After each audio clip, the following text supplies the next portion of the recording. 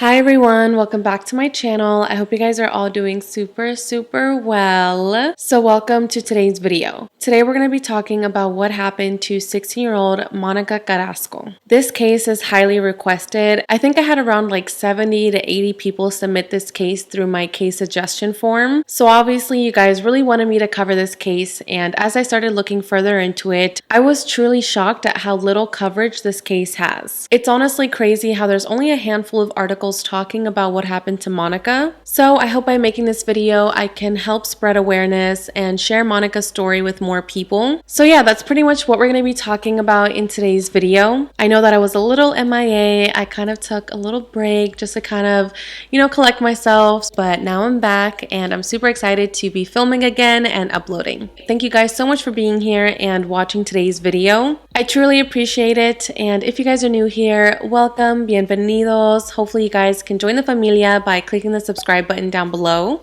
Alright you guys, enough chit chatter, let's jump right into today's video.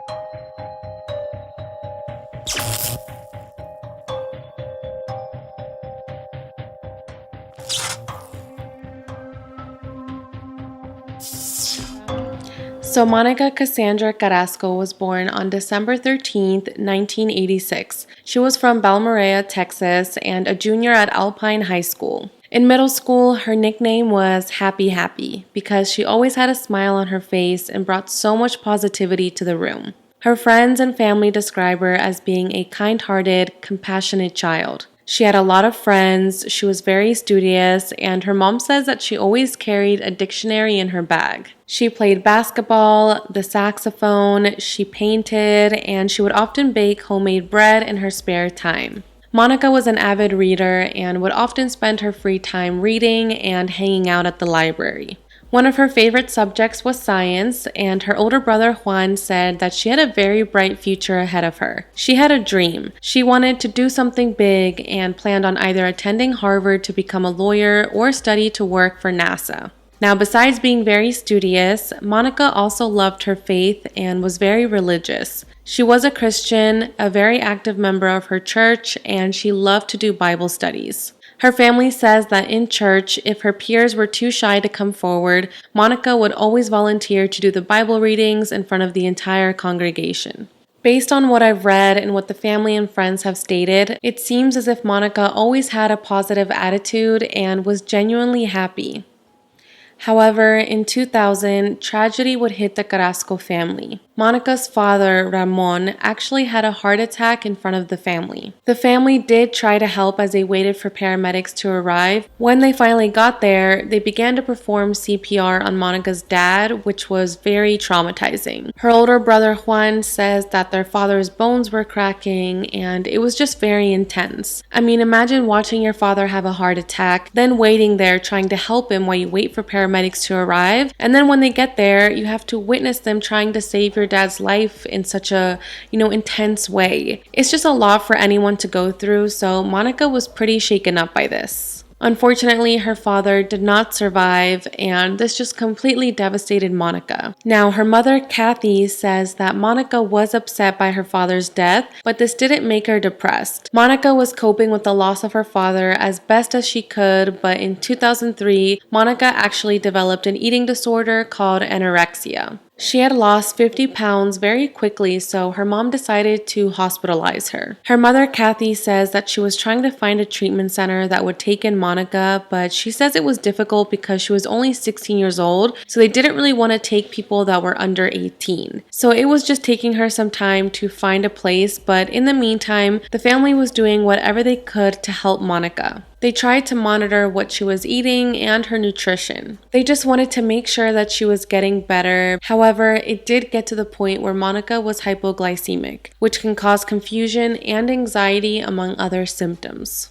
So Kathy says that the relationship with her daughter was very good up until she was hospitalized. Apparently, Monica wasn't too happy that her mom had hospitalized her, but Kathy says that she was just trying to help her daughter in any way that she could. She said that Monica was seeing a psychiatrist and the doctor had prescribed her some medication as well as put her on a high-protein diet to try to help her get better. But unfortunately, it wasn't helping and Monica was still refusing to eat. This is when it was decided that Monica would temporarily stay with her aunt and uncle until she got better. Now, Monica and her older brother Juan were very close to her Aunt Velma and her Uncle Abel. They say that their Aunt Velma was like a female version of their father, so they really enjoyed spending time with her. So the aunt and uncle knew about the problems that Monica was having, and this is when the aunt said, "Hey, I'm a stay-at-home mom. Why doesn't Monica come stay with me so I can watch her and make sure that she eats?" And the family thought that this was a really good idea. Their aunt and uncle had twins that were around the same age as Monica, and like I said, Monica really enjoyed spending time with her Aunt Velma. So everyone agreed with the plan and Monica moved in with her aunt and uncle in a house just outside of town.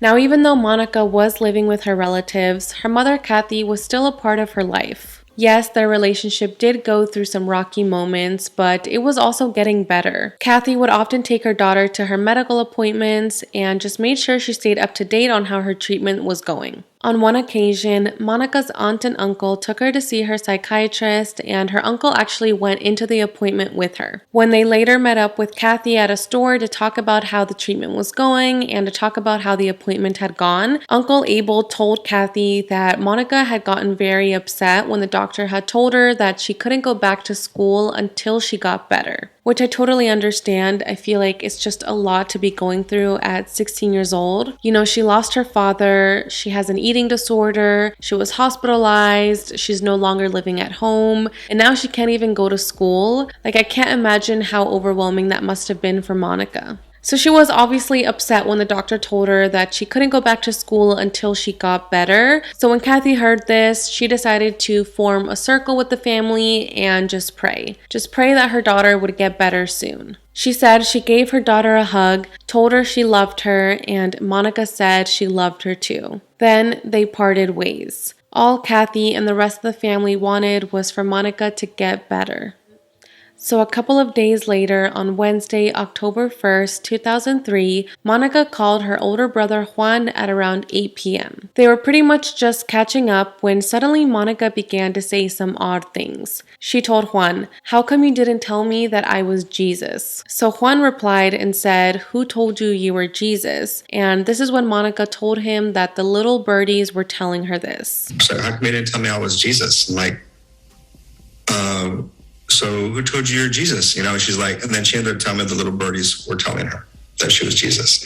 I mean, that was a little bit odd. Like maybe she was having some type of, psychosis going on, unknown. I don't know why. It would be because of the meds that she was taking. Now, Juan obviously thought this was very strange. This just did not seem like his sister, and he thought that maybe his sister was going through psychosis because of the medication she was on. It was just all very strange, so he kept asking Monica more questions, and then she suddenly just snapped out of it. She no longer was saying these odd things. It seemed like she was back to normal, and she was actually asking Juan if she could go live with him in Austin, Texas. Juan told her that she couldn't come live with him until she got better, until their tia, which means aunt, tells him that she's eating right and the doctor clears her, then she can go live with him in Texas, but for now, she needed to stay home. I said, no, you can't come stay with me in Austin until you get better. After you get better,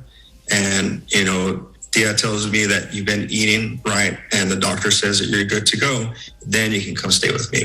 Then, after some more conversation, they hung up the phone. After the phone call ended, Monica continued with her night. Her Aunt Velma and Uncle Abel started getting ready for bed, and before they went to sleep, they decided to quickly check in on the kids. They saw that the twins and Monica were playing video games together, and then they decided to go to bed. Some time goes by, and then at around 11 p.m., the twins say that Monica decided to stop playing video games and go to sleep. However, the twins were going to stay up for a little bit longer, and it wasn't until 1:30 a.m. that they also decided to go to bed. However, before they went to sleep, they quickly stopped by Monica's bedroom to check in on her. They peeked inside her bedroom and saw Monica in bed, sound asleep. Then the twins headed to bed.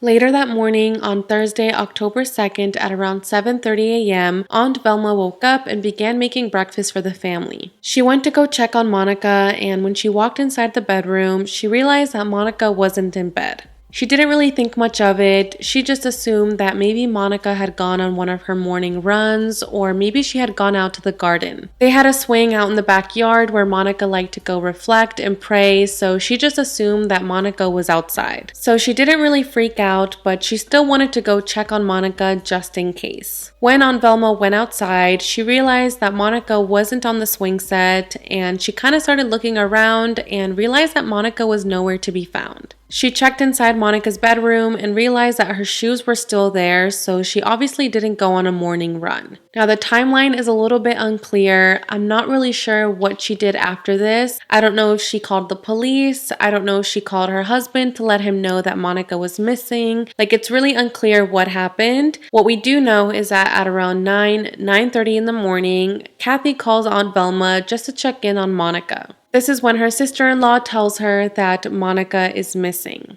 So at this point, it's been almost 2 hours since Aunt Velma realized that Monica was missing. Now, when Kathy heard this, she immediately left work and started heading straight to her sister-in-law's house. At first, she was thinking that Monica had gone on a run and had maybe collapsed during her run because she wasn't eating. So she thought that her daughter was in medical distress.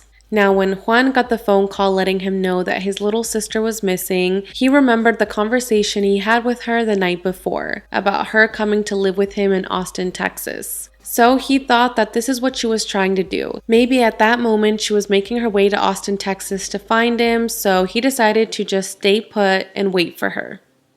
Meanwhile, Kathy finally arrives to Aunt Velma's house, and when she gets there, she says that the entire property was filled with people. People were already on foot searching for Monica, the police were already there. It just seemed chaotic. So the police are there, and they're pretty much looking around the house, around the property, around the area to see if they can find any clues. They go inside Monica's bedroom, and everything pretty much looks in order. Nothing looks out of place. It doesn't seem as if there was a struggle.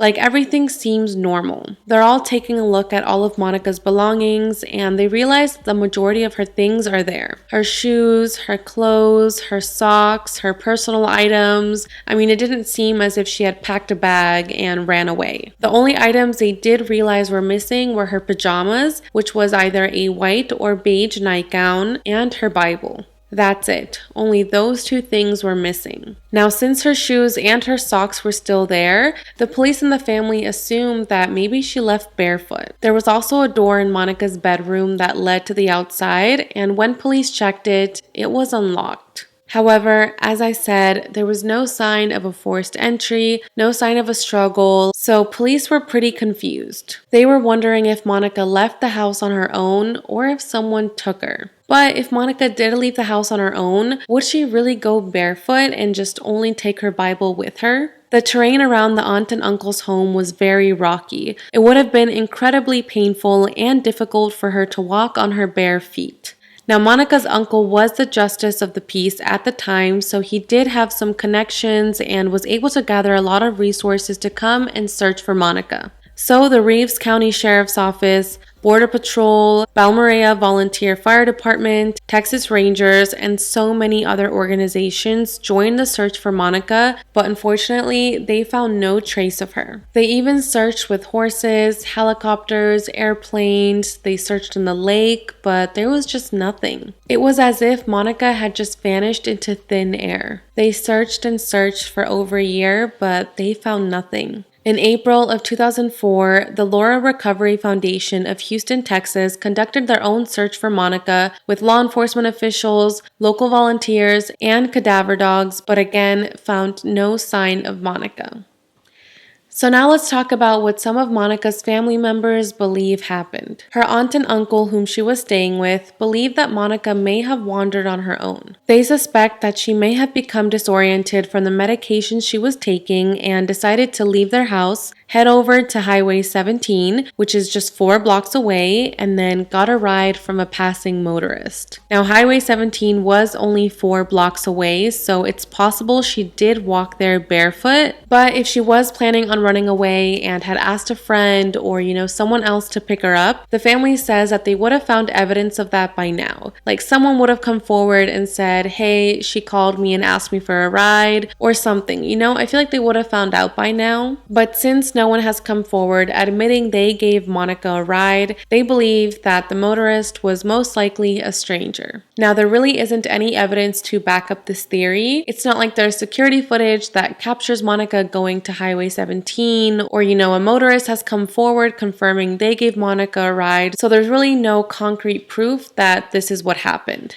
This is just the main theory that the aunt and the uncle have. Now, since we're on the topic of the aunt and the uncle, I did just want to mention something real quick because if you decide to do your own research on this, you're definitely going to find a lot of articles mentioning this. So the aunt and the uncle were given a polygraph test and the aunt passed hers, but the uncle did not. The uncle failed his polygraph test. Now, a lot of people think this is very suspicious and that maybe the uncle had something to do with it, but I just want to remind you guys that polygraph exams are not 100% accurate and not really reliable. There's a number of reasons as to why he could have failed the polygraph exam. He could have been nervous, he could have been in shock, he could have been anxious, and just dealing with all the stress of the disappearance of his niece. He could have failed for a number of reasons, so I don't think we should just be like, oh yeah, he's guilty and he did something to his niece without any concrete evidence. So again, I'm not saying he had anything to do with it. I just wanted to mention it to you guys because, like I said, if you read about this case on your own, you will find a lot of articles talking about this.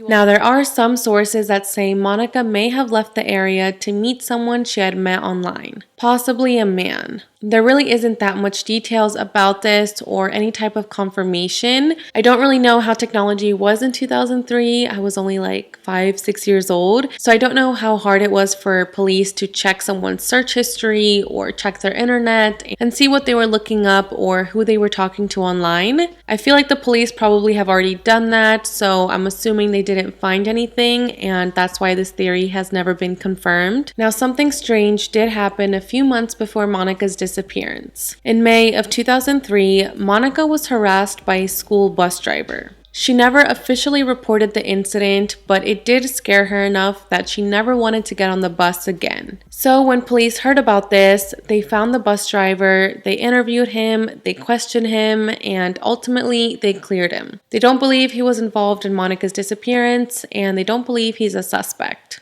Police say that while it appears Monica left on her own, they do believe she's in danger. Her mother also believes this. She says that her daughter would never run away. She would never just leave the family like this. She would never just leave her life behind and just leave the family wondering what happened. That's just not like her daughter. Kathy says that yes, their relationship was rocky, but it was getting better and they loved each other. So she believes that her daughter did not run away and that foul play is involved.